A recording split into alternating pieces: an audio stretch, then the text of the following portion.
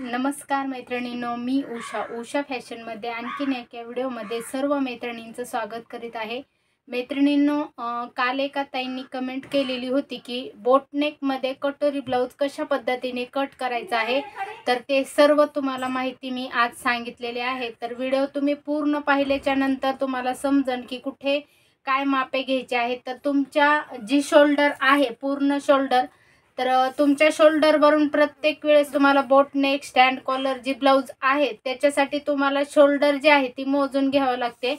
तर इथे पाहू शकतात, तर जिथं आपली ही बाही जॉईंट असते या बाहीपासून ते या बाहीपर्यंत इकडच्या बाहीचा जॉईंट आहे तिथपर्यंत आपल्याला शोल्डर जे आहे ते अशा रीतीने ठेवून घ्यायचं आहे। तर पाहू शकतात माझं इथं 15 भरत आहे, तुमचं 14 भरत असेल, 14.5 भरत असेल, 15.5 भरत असेल, 16 भरत असेल, जे कोणतं तुमचं पूर्ण शोल्डर आहे त्याचा आपल्याला निम्मा भाग करायचा आहे। म्हणजे 15 आहे माझं, तर 15चं निम्मा किती होतं? 7.5 होतं आणि 7.5 मधलं अर्धा इंच मायनस करायचं असतं आणि त्याचा आपल्याला पूर्ण शोल्डर टाकून घ्यायचं असतं। म्हणजे 7 राहिलेला आहे। 7 मी पूर्ण शोल्डर घेतलेला आहे। 7 मध्ये त्याची गळेची रुंदी जी आहे ती मी 4 टाकलेली आहे आणि राहिलेलं शोल्डर आपलं किती राहणार आहे? 3 राहणार आहे। तर अशा रीतीने तुमचं ही शोल्डर जी कोणतं आहे तुमचं 14.5 असेल, 15 असेल, 15.5 असेल, 16 असेल, जे काही आहे त्याच्यामध्ये तुम्हाला निम्मा भाग करायचा आहे। निम्म्यातला अर्धा इंच मायनस करून टाकायचा आहे आणि त्यानंतर शोल्डर तुम्हाला पूर्ण शोल्डर टाकायचं आहे आणि त्याच्यावर गळा डिपेंड तुमच्यावर राहते की जितकं शोल्डर असेल त्याला गळा रुंदी किती घ्यायचा आहे। त्याचाही चार्ट मी लवकरच अपलोड करणार आहे। तर कटोरी ब्लाउजचा चार्ट मी अपलोड केलेला आहे। तर खूप सारे चार्ट जे आहेत ते अपलोड करायचे राहिलेले आहेत आणि मी जितकं होईल तितकं मी तुमच्या फायद्याचे व्हिडिओ मी अपलोड करत असते।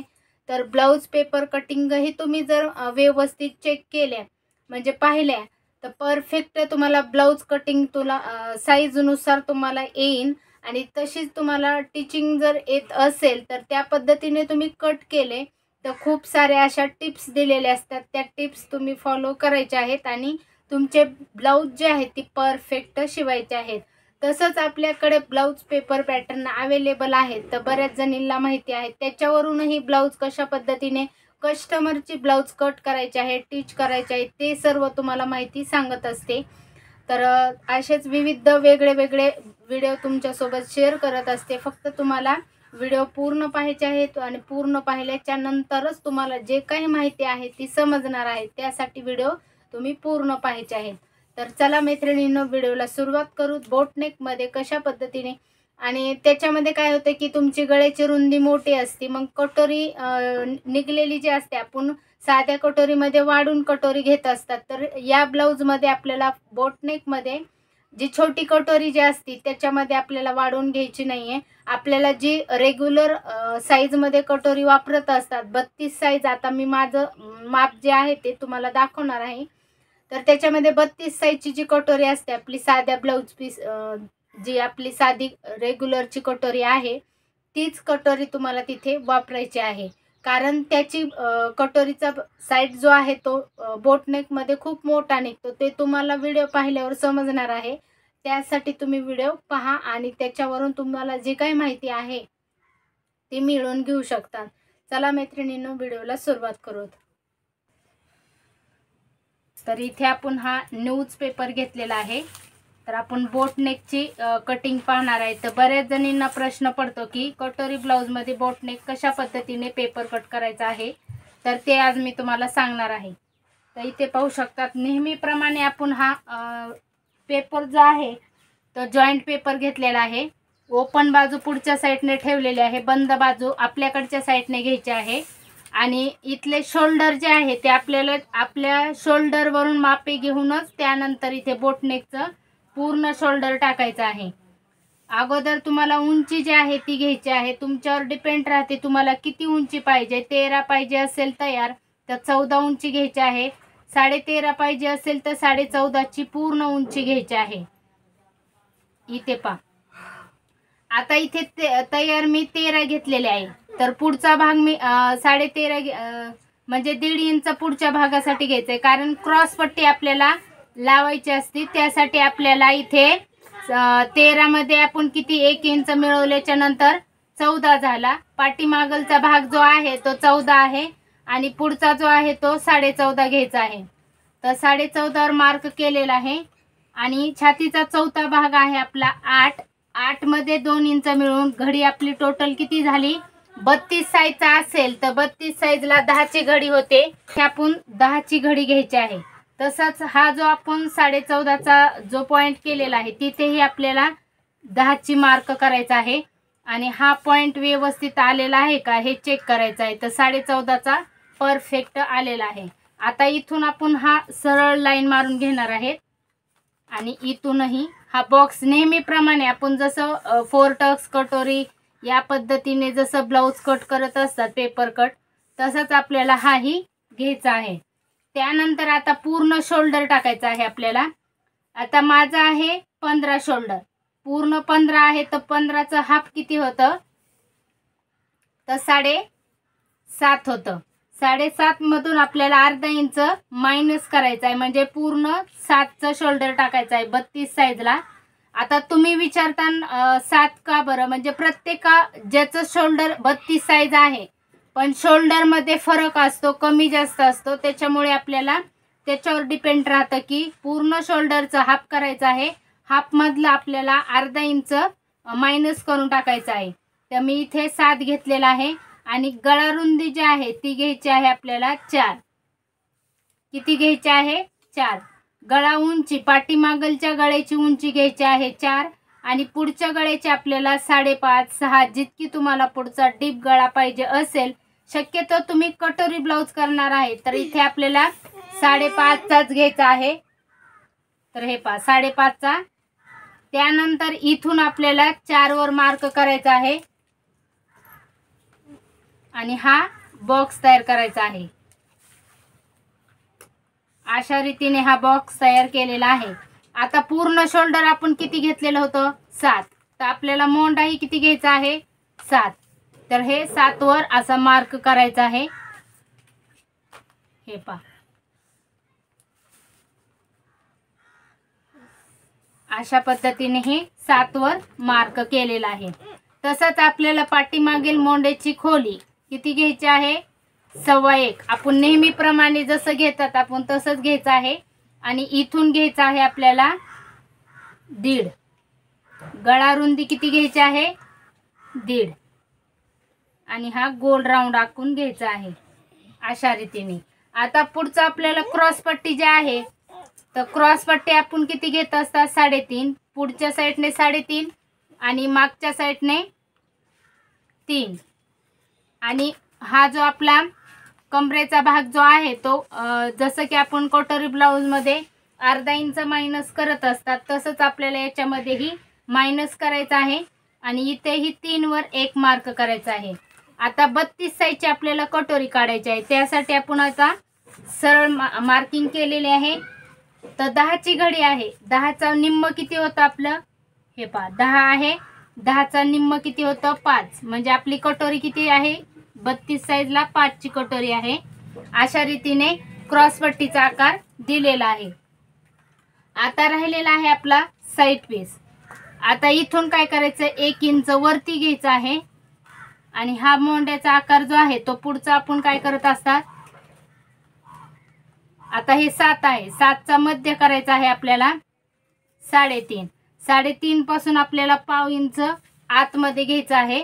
आणि पुढचा मोंड्याचा आकार जो आहे तो इथे टाकून घ्यायचा आहे. हा आपला किती होता 1.25. आता पुढचा आपण किती घेत असतात 1.25. तर 1.25 चा हा झाला आपला पुढचा. हा आपला पुढचा. आणि इथं आहे तिथंच पॉइंट वर आपल्याला पाठीमागलचा घ्यायचा आहे. हे पहा हा झाला पाठीमागलचा, हा झाला आपला पुढचा. आता हे जे आपण हे इथं 1 इंच वरती घेतलेलं आहे पाहू शकतात इथे. आणि इथून आपल्याला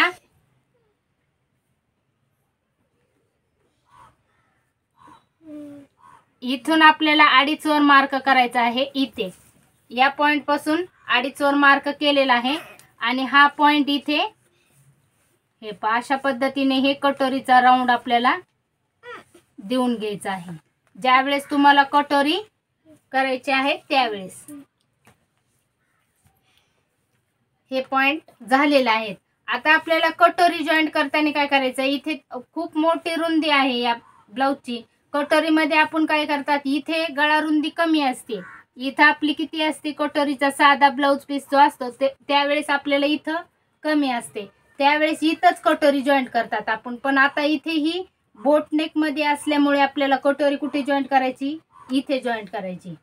म्हणजे आपली ही पूर्ण राऊंड जे आहे इथं जर जॉईंट केला तुम्ही तर कटोरी बसणार नाही, आणि इथून जॉईंट केली तर तुमची कटोरी 32 साईजचीच वापरायची आहे. जी की आपण कटोरीला वापरतात, कटोरी ब्लाऊजला तीच कटोरी आपल्याला बोटनेकला वापरायची आहे. याच्यामध्ये आपल्याला वाढवून घ्यायची नाही, कारण ह्या कटोरीमध्ये जर तुम्ही माप काढलं की ते मोठं होत असतं, त्याच्यामुळे तुमची रेग्युलरची कटोरी जी आहे ती घ्यायची आहे. तर अशा रीतीने हे पूर्ण पुढचा जो भाग आहे तो टाकून घेतलेला आहे.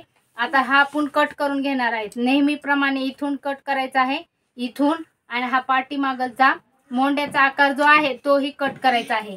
आता आपण कटोरी ब्लाऊज मध्ये काय करतात, या साईडने आपण क्रॉस असं लाईन घेत असतात, क्रॉस मध्ये गळा उतरून, त्यासाठी तसंच आपल्याला पुढच्या म्हणजे बोटनेक मध्येही अशा रीतीने घ्यायचा आहे. ज्यावेळेस तुम्ही स्टँड कॉलर करता त्यावेळेस तुम्हाला या साईडने असा उतरता आकार घेत असतात.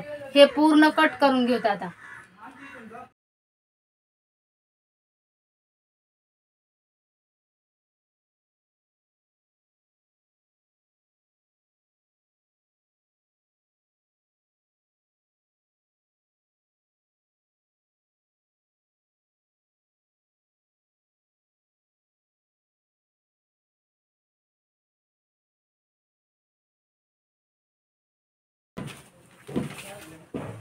तर हे पहा, आता हा पाठीचा भाग घेतलेला आहे.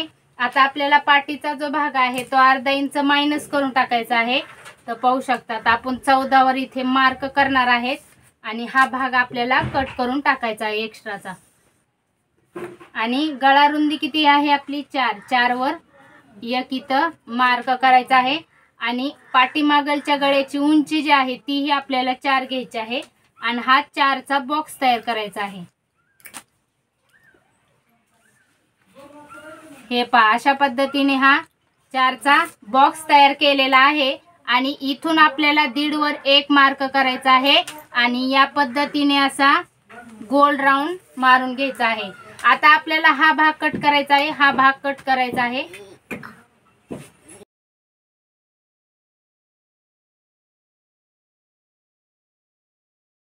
हे पहा, अशा पद्धतीने हे पाठीचा पार्ट तयार केलेला आहे. आता हा पुढचा जो आहे तो पुढचा आपण ही पूर्ण कट करून घेणार आहे.